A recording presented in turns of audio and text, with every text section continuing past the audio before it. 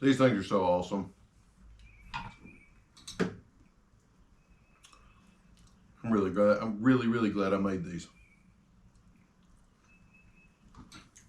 This is a good bowl of cereal too. So I was out here in my shop.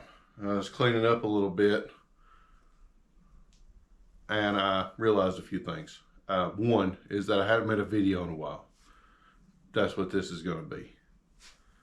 Two is that as soon as I clean this place up, I'm talking about I spend 3 days making everything just shiny in here, and about 45 minutes later I destroy it.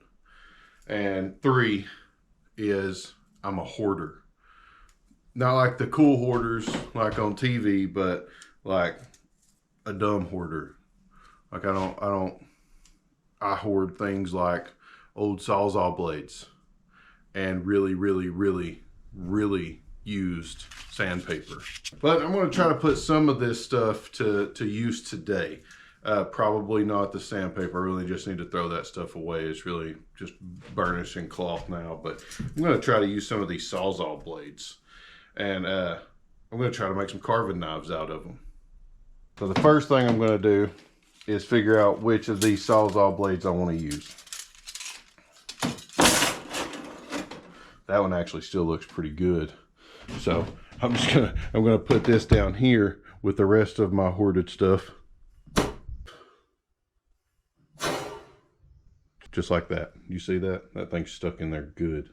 Now back to this. These two right here look pretty decent. I mean, they look like crap. They're all rusted up, but they may work for what. I'm pretty sure I used this one to cut roots out of the ground, but I think they're gonna work for what I need them for. Let's get this thing chucked up in the vise. So I'm gonna try to do this without having to re-temper the steel or harden the steel. So what I'm going to do is I'm going to really try to take my time and not overheat this metal, because this is all hardened. Every part of a Sawzall blade is hardened steel. Couldn't tell you what kind of steel. I just know that it's hardened steel. It already has a temper, because that way it'll allow it to bend. That's pretty neat, ain't it? That's going to be using two different kinds of discs. One's going to be the grinding disc, just a big, beefy, thick one, you know. The other one's going to be a cutting wheel. It's a little thin one. I'm going to go at this real soft, and I'm just going to take the teeth off of it.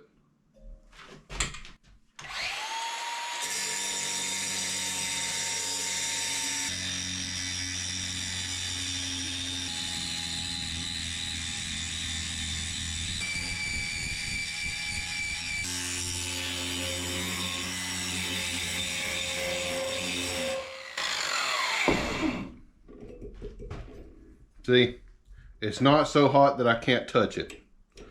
That's what you want. Of course, test that first. Don't just go straight at it and burn yourself. That'd be silly.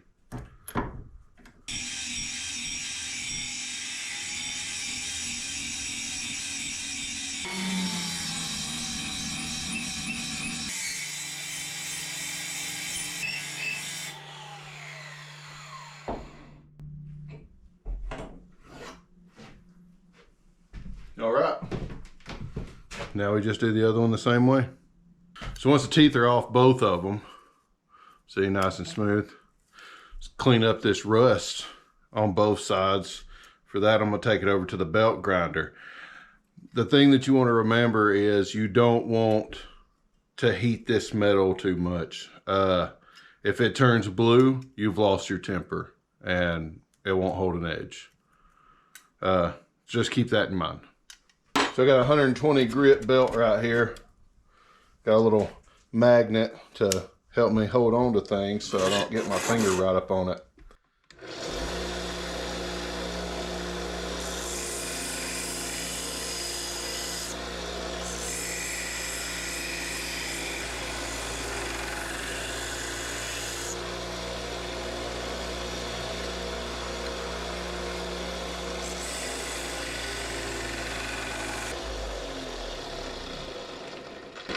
It helps too, whenever you're doing this, to have some kind of water nearby that you can dip it in so that it's not getting too hot. But this is doing pretty good.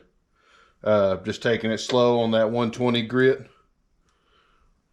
It's looking good.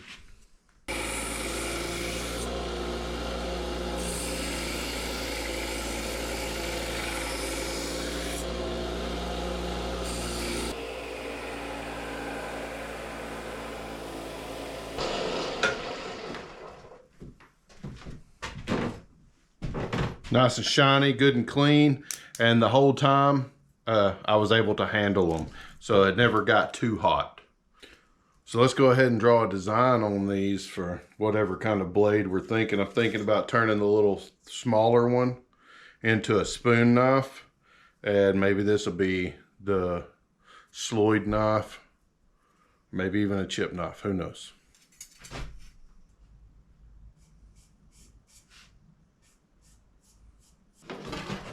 Okay, so I think this is what I'm going to go with. Get the shine off of it. So the top one is going to be, the top one's going to be our Sloyd knife. And then this one is going to be our spoon knife, and we'll have to put a bend in that one. Okay, so the way that we're going to cut these out is we're going to make a bunch of little cuts all the way down through the handle, right here at the tang. I say the handle, right there at the tang. Going to make a bunch of little cuts anywhere that we need to remove that material with the sander a little bit easier. Same with the Sloyd. Start right here and just bunch of little bitty cuts all the way down. So you can see the shape of the knife here, and like I said, I'm just going to go in over and over and over again. For that, I'm going to use the little thin cutting disc. Quick pro tip about a grinder. If you can lock it down, you don't actually have to have a tool to take this off. You can just like that, and it comes loose. Same with putting the next one on. You lay your disc in there, get it lined up, and then torque it back the other way. Ready to go.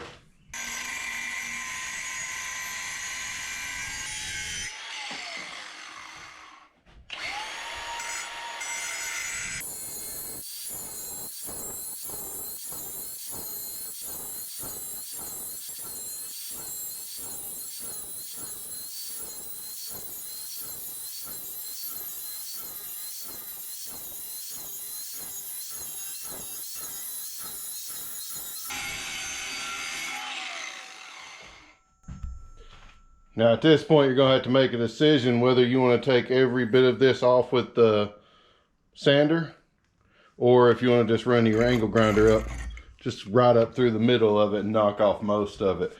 Me, I am brave.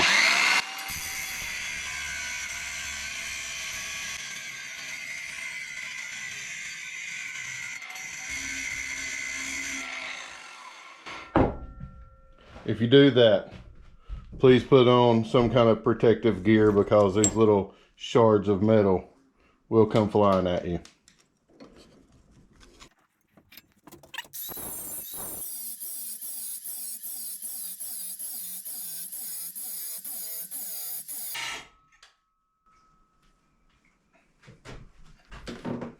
Cheap DeWalt battery operated grinder.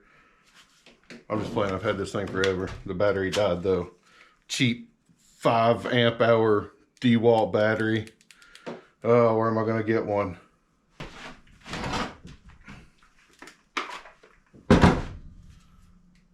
Ugh. 1 bar.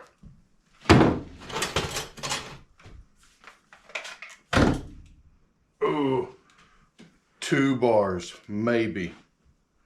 Maybe 2 bars will work. If not, then I have to go to the truck.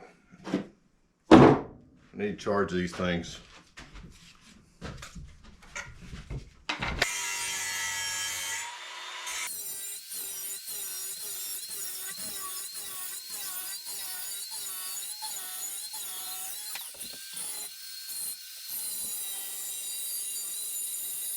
One bar.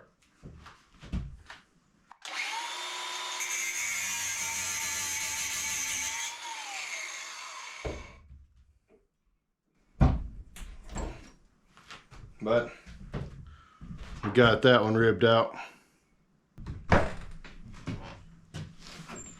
Well, I couldn't keep doing that. I went ahead and went and got 2 more. And look at this, 3 on each. Just so everybody knows, that's MH. All right. Anybody that works on a construction site understands that.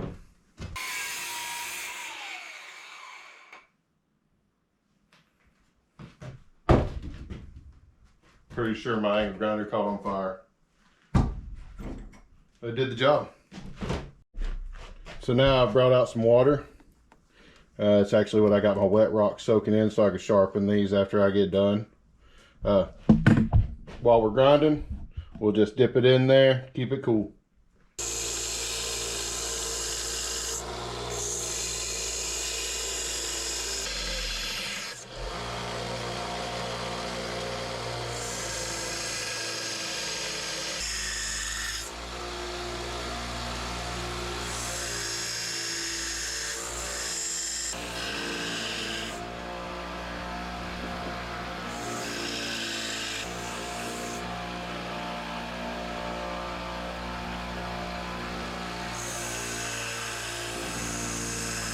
So those turned out pretty good. I don't know if you can see them here.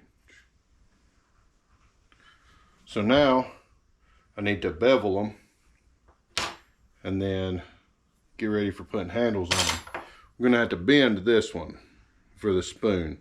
This is pretty well tempered steel, so I think that after I get my bevels done, I may just do one bevel. After I get my bevel done, then we'll have to take it over and try to bend it.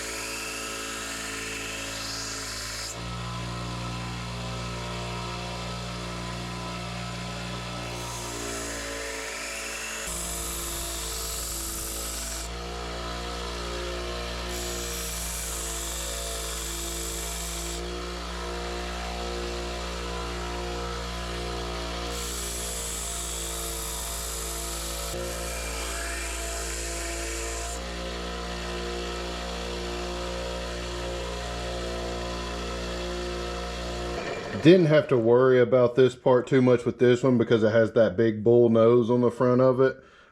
More on the bevel than anything, but you have to be real careful with this one because if you bear down a little bit too hard on this tip, it's gonna blue. It's gonna burn up, and then you're gonna have to break, cut the tip off and reprofile it. So just keep that in mind. Be real careful with the tip. It's a real thin piece of metal there.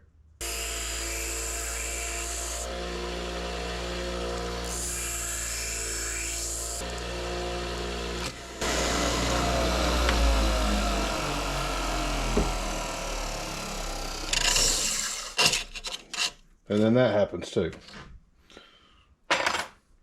Okay, so brand new belt on there, and my other one, I had to throw it in my, I'm gonna call it my sandpaper garbage pile. I'll probably wind up using it for something later. I'm sure I'll use it for something later.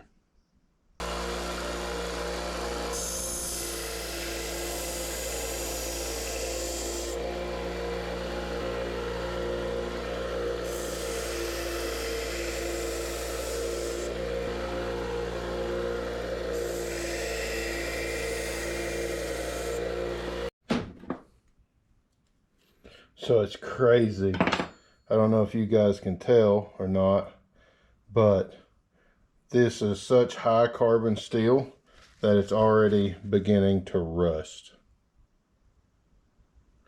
Which means if you make these, put some oil on them as fast as possible. We're going to sharpen these up right quick. I'm not trying to make this razor sharp right now because I don't have a handle on it. You can, but I'll touch up the edge after I put a handle on it. I just want to know that my profile is decent.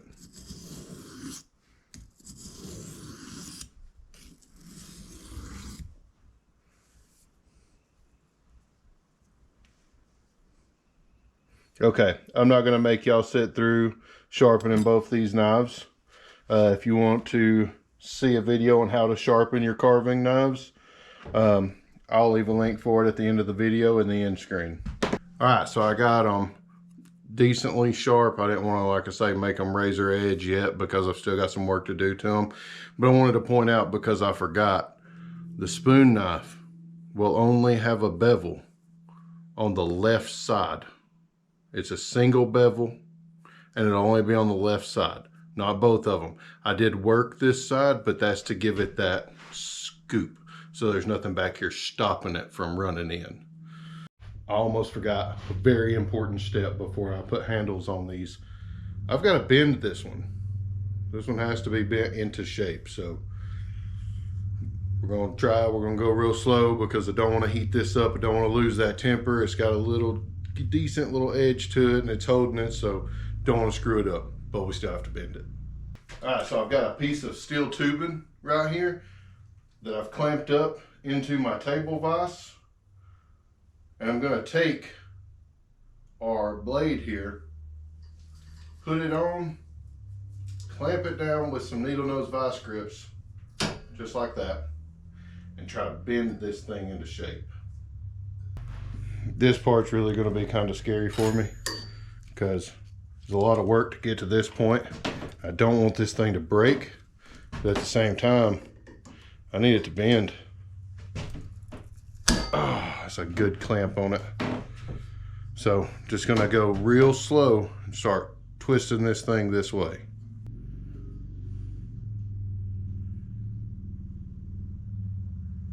Really, really, really slow. See, it's got a lot of spring back into it, but it did bend a little bit.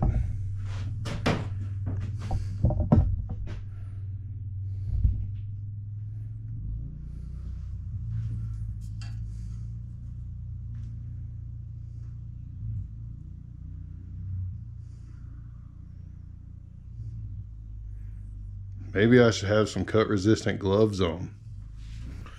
Okay, they're not cut resistant, but they're fire resistant. That's got to count for something.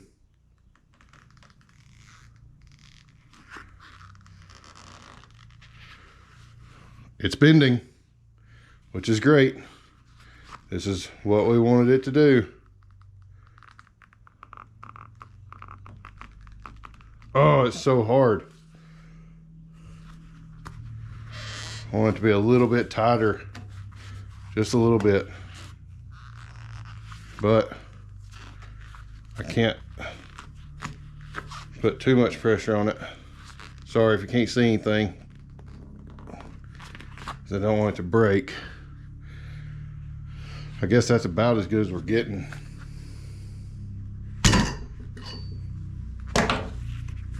That's what we got so far. I'd love to get a little bit more of that out, because once it's bent back, it's going to be like that deep.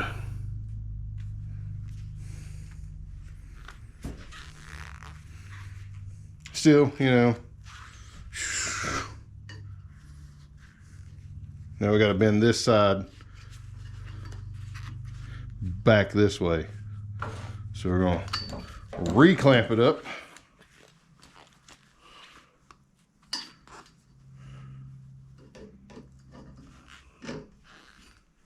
All right, that worked.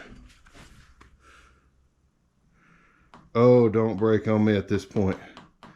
Please. Oh.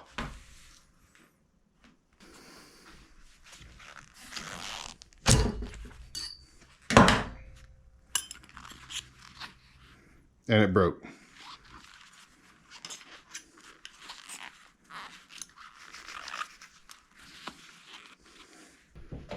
All right, so this.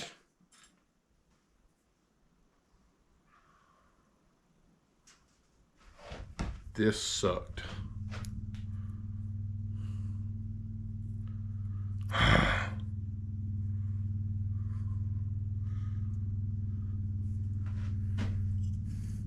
God, it makes me so mad. Oh, nope, wait. Might be able to use that for something later. I better hold on to this. I'm sorry, guys. All right, so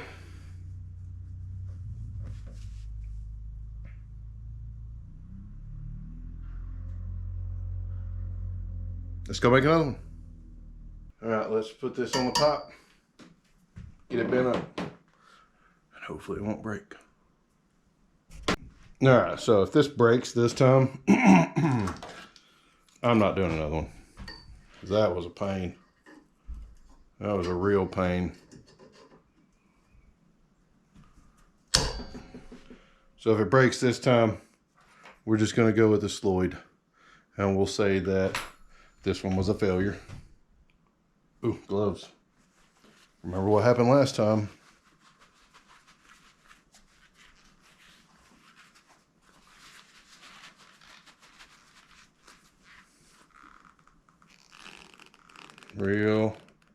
Real slow.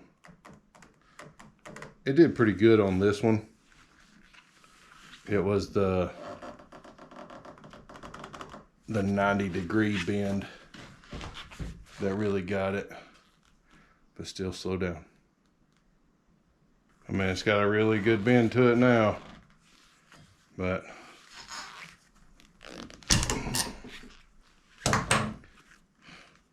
the part that I'm afraid of is bending this one back. Ain't nothing to it but to do it though. I'm sitting here racking my brain. I'm thinking that maybe I could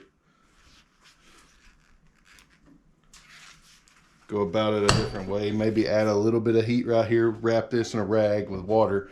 Add a little bit of heat right here. I just don't know. Ooh, this one's a little stiffer, it feels like. Golly.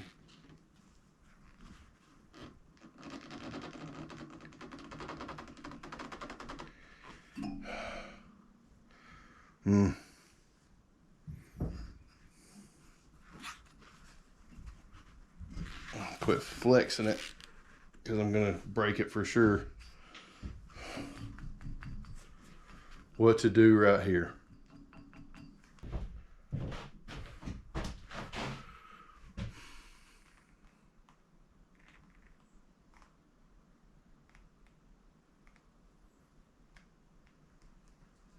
I just don't know.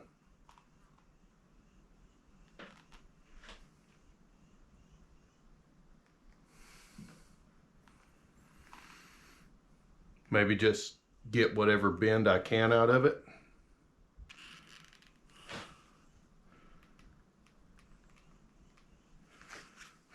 Got a little bit in there.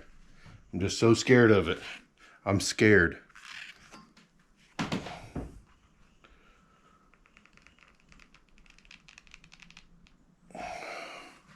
A little bit more.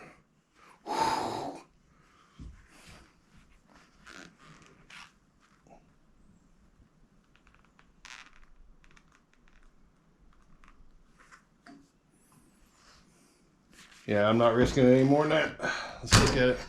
See what we got. That looks absolutely terrible. But it is what it is. It's what we had. So guess we'll see how it works. All right, let's make handles. Now I'll start by making, let's do 5-inch handles right there. So we'll go 5 and then 10 1/8 to make up for the blade. And this is a piece of wood that I have already messed up, so we're going to use it.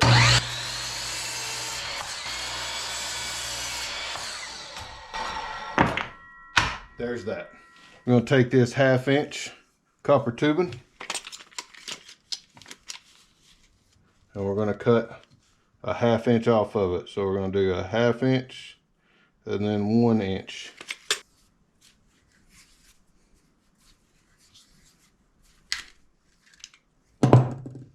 Yellow Jacket works great.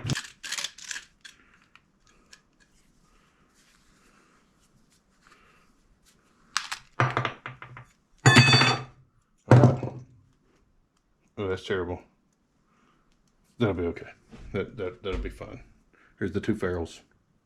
Find center of these.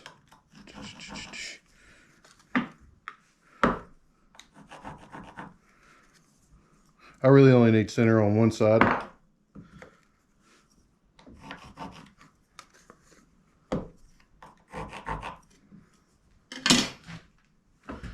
And then we'll try to line this up a little bit right here. Once I get it lined up really well, I'm going to take and mark it out.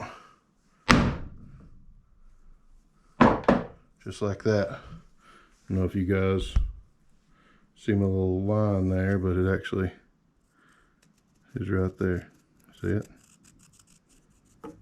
You like that, don't you? What I want to do is measure down, and by measure down I mean guesstimate, a little spot right there at the bottom of that. And then we'll take our straight edge, just like that. Don't worry about those numbers, they're completely useless. I promise you. Get my straight edge back, just like that. Come over here, do the same thing.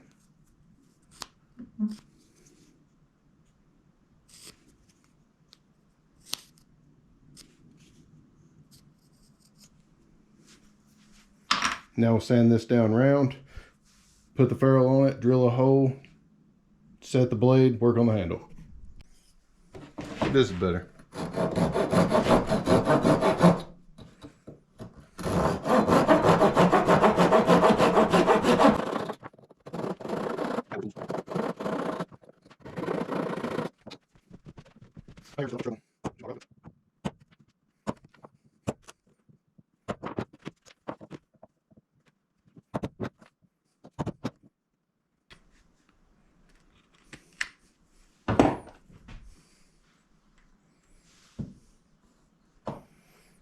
Maybe a little bit more, or a little bit of persuasion.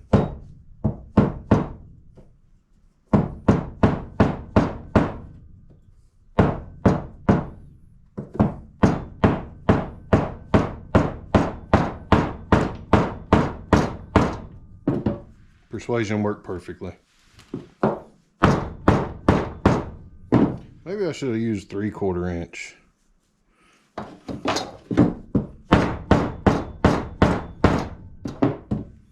Well, it's too late for all that now.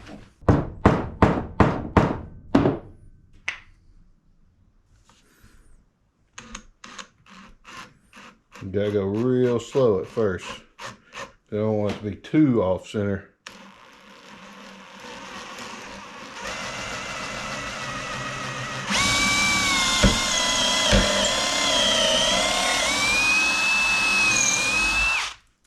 A little bit off is okay. I don't want it to be too off. This red oak's hard to drill through, especially keeping it straight.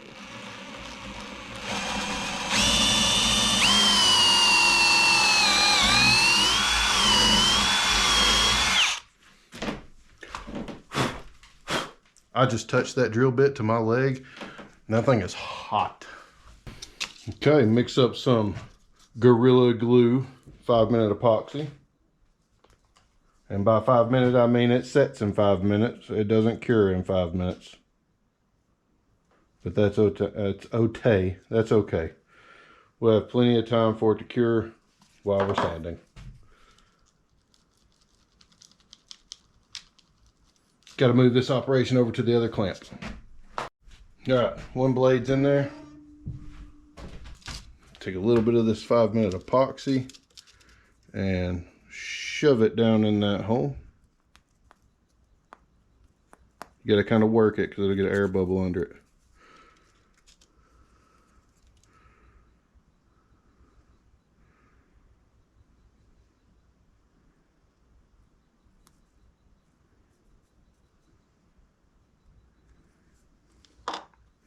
And then put it on the blade. All right, let's tap it down.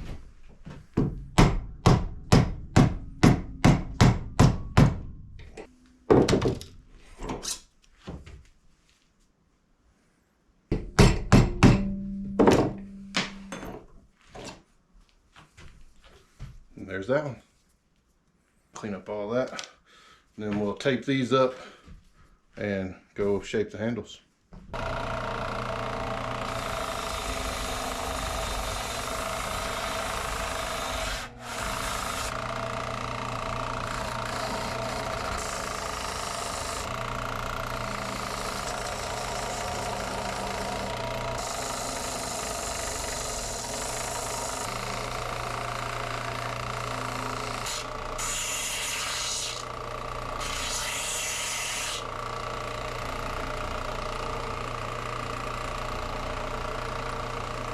Believe it or not, it's actually got a really good feel to it.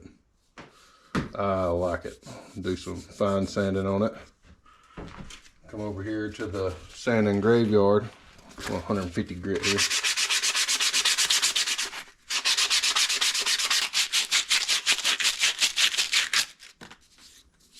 All right. So I'm gonna do this one the same way. Try to get that same shape out of it. And then we'll get them sealed up. I may even stain it. I'm not sure. See what it looks like. I'll be right back. All right, there they are. Actually really pretty too. So, let's get these things. I don't know if I'm gonna stain them. I might just clear coat them. Let's get them clear coat. For the clear coat, I'm gonna use some Minwax polycrylic. This is actually the same stuff that I use when I seal my arrows, but it's mixed with a little bit of water.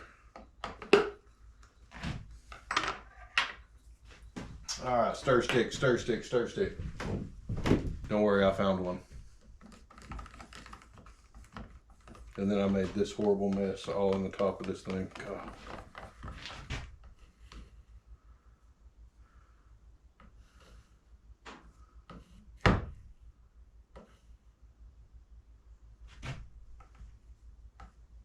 Ooh, it's got a booger. That's nasty. So what I'm going to do is I'm actually just going to dip these, and then I'm going to hang them from my little string up here where I hang everything to dry.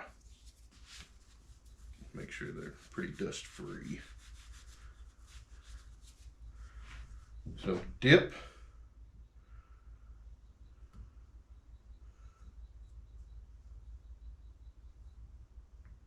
That's fine, I don't care. You can go all the way up to the top. Drip.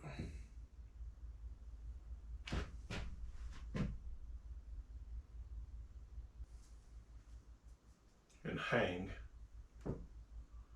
Oh, I need another hook. There was some laying somewhere. Save all this stuff for a reason, you know.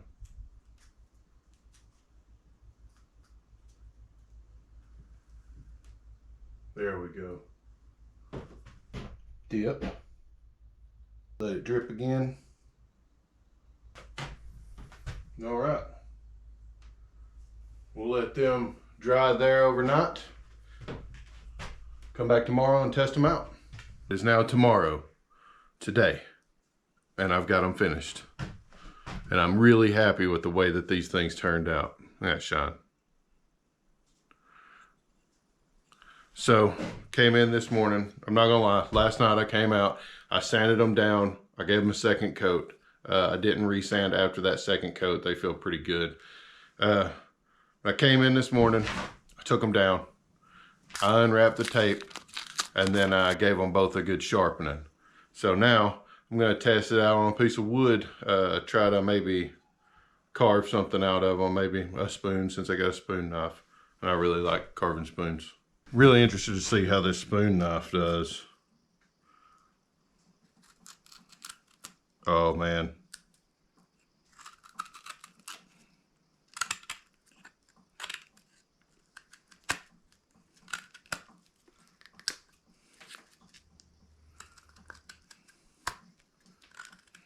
This birch is pretty dry and it's still cutting into it and still holding its edge. So I'm happy with that. I'll get some of this bark out of the way. It'll be a little easier. Try the Sloyd. Wow. Look at that.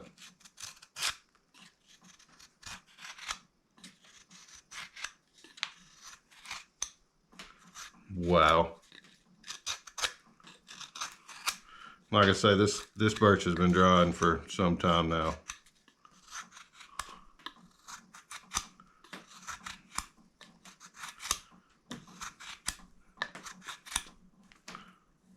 That's insane. Sawzall blade. Let's see what this will do right here.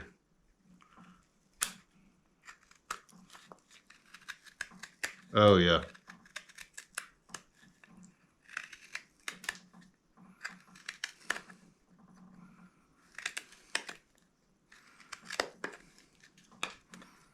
So they work out really great, even on this birch is probably,